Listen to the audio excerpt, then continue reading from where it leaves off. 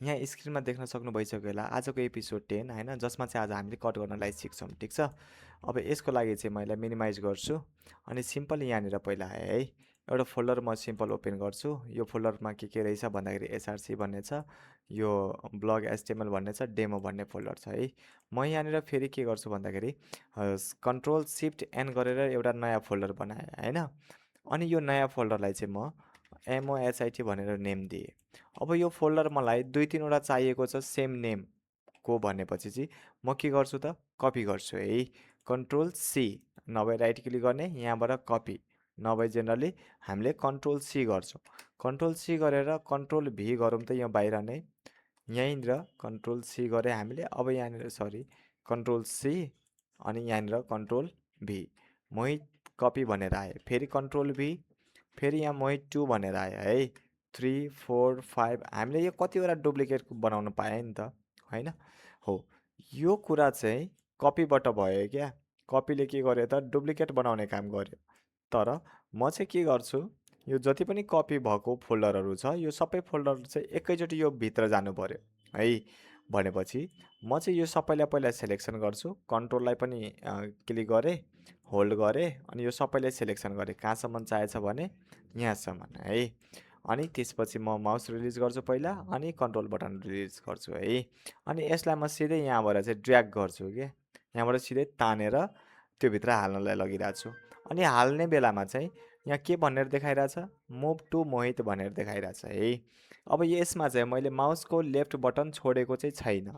हजुरले पनि यसलाई एकदमै ध्यान दिनुपर्ने हुन्छ, किनकि माउसको सेलेक्सन हाम्रो बिग्रियो भने यो 2-3वटा कपी होइन जतिवटा नि कपी हुनसक्छ। यदि 100-150वटा हजुरले पहिले कपी गर्नुभएको छ भने, सेलेक्सन गर्नुभएको छ भने एउटा मुभले त्यो धेरैवटा कपी बन्न सक्छ। सो त्यो मिस्टेक नहोस् भनेर चाहिँ माउसको लेफ्ट बटनलाई चाहिँ होल्ड गरेर राख्ने है। अब यहाँ मुभ टु मोहित भनेर देखाइरहेछ, म कन्ट्रोल बटन प्रेस गर्छु। कन्ट्रोललाई प्रेस गर्दाखेरि कपी देखायो, छोड्दाखेरि मुभ देखायो। इट मिन्स मलाई एकैचोटि यो सेलेक्सन गरेर एकैचोटि यो भित्र लानु छ भने, कपी गर्नु छ भने यतिकै मुभ देखाएको छ भने कन्ट्रोललाई प्रेस गरिदिने अनि यो भित्र चाहिँ हामीले छोडिदिने।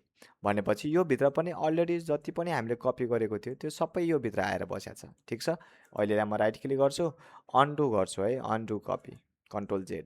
ठिक छ, ल ब्याक जाम। फेरि पनि यो सबैले सेलेक्सन गरेँ, कन्ट्रोललाई होल्ड गर्छु अनि यो माथिको पनि सेलेक्सन गर्छु है।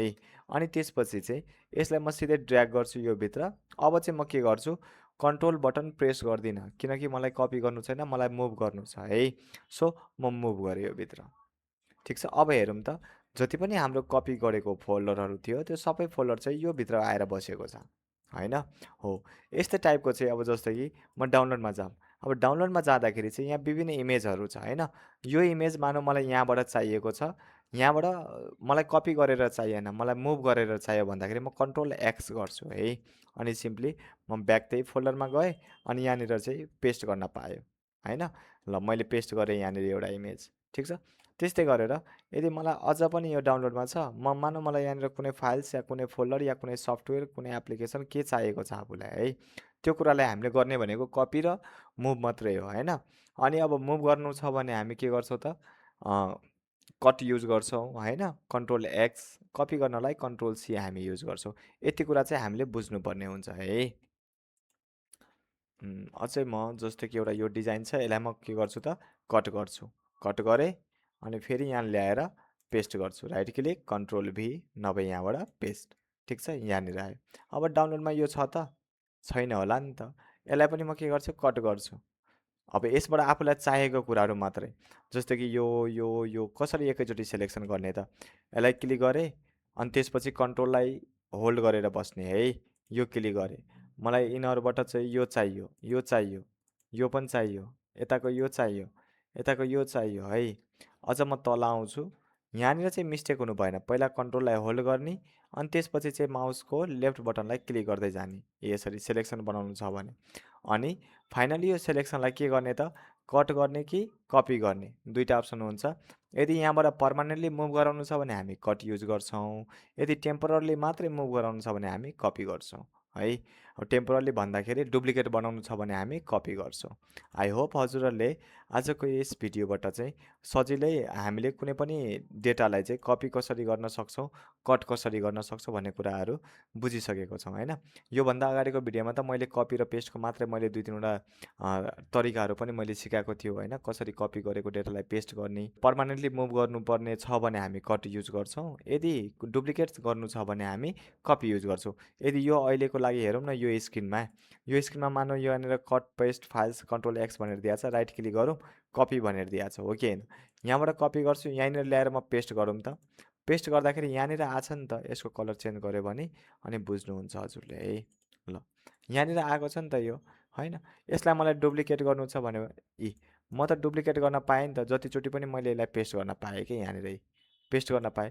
तर यो दुइटैलाई यसलाई म के गर्छु भन्दाखेरि चाहिँ डिलिट गरेँ, यसलाई पनि डिलिट गरेँ अनि यहाँबाट चाहिँ म कन्ट्रोल एक्स गर्छु। यदि यहाँनिर कट दिएको छैन भने हामी के युज गर्छौँ त यहाँबाट यसमा सिधै कन्ट्रोल एक्स युज गर्छौँ। यहाँ लगेर कन्ट्रोल भी गरौँ त, यतापट्टि आयो नि त होइन। यो कुरा चाहिँ हामीले बुझ्न सक्नु पऱ्यो। अब यसमा मात्र यो हुँदैन क्या, हामीले मानौँ के अरे एमएस वर्डमै कुरा गरौँ ल, इक्वल टु RIND गरौँ। ल मैले मसँग यहाँ डेटा छ, यदि सिम्पली यो डेटा म रेड गर्छु, अन्डरलाइन पनि गरिदिएँ। ल यो डेटालाई नै मलाई यहाँबाट चाहिँ यदि कन्ट्रोल एक्स गऱ्यो भने यो मुभ भएर मलाई यहाँ कन्ट्रोल भी गरेर पेस्ट गर्नु छ भने माथिको डेटालाई मुभ गरेर मैले तल लिएर आएँ। तर मलाई डुप्लिकेट गर्नु छ भने कन्ट्रोल सी मतलब कपी, यहाँबाट कट र कपी दिएको छ होइन। मानव कपी गर्छु, यो बिचमा चाहिएछ भने यसमा गएर मैले के गर्न पाएँ त पेस्ट गर्न पाएँ होइन, पेस्ट गर्न पाएँ। यहाँ पनि छ, यहाँ पनि छ। तर हामीले बुझ्नुपर्ने कुरा के छ भन्दाखेरि कपी कुन बेला गर्ने, कट कुन बेला गर्ने, अप्सन दुईवटा मात्रै छ। यदि डुप्लिकेट बनाउनु छ भने हजुरले कपी गर्नु होला, यदि पर्मानेन्टली मुभ गराउनु छ भने होइन हजुरले कट गर्नु होला। आई होप हजुरलाई अब कट गर्नको लागि कुनै पनि टाइपको चाहिँ समस्या आउँदैन। कुनै पनि ठाउँबाट चाहिँ कुनै पनि डेटाहरूलाई चाहिँ सजिलै कट गरेर एक ठाउँबाट अर्को ठाउँमा पेस्ट गर्न सक्नुहुनेछ।